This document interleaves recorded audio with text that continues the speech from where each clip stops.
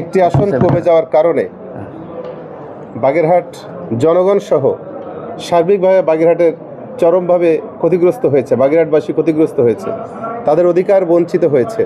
যে কারণে এই সিদ্ধান্ত নির্বাচন কমিশনার নেওয়ার সঙ্গে সঙ্গেই বাগেরহাটের আপামর জনতা রাস্তায় নেমে এসেছে, আন্দোলন করেছে।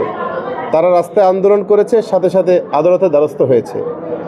আদালত আমাদেরকে 4টি আসন ফিরিয়ে দেওয়ার কারণে বাগেরহাটের যে প্রাণের দাবি ছিল, বাগেরহাটের যে নৈতিক জায়গা থেকে 4টা পাওয়ার দাবিদার ছিল, সেটা মহামান্য আদালত বুঝতে পেরেছে, আমাদের 4টি আসন ফিরিয়ে দিয়েছে।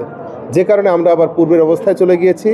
আমাদের বাগেরহাটের উন্নয়নের গতি যে ধারাবাহিকতা ছিল, সেই গতিটি আর অব্যাহত থাকবে।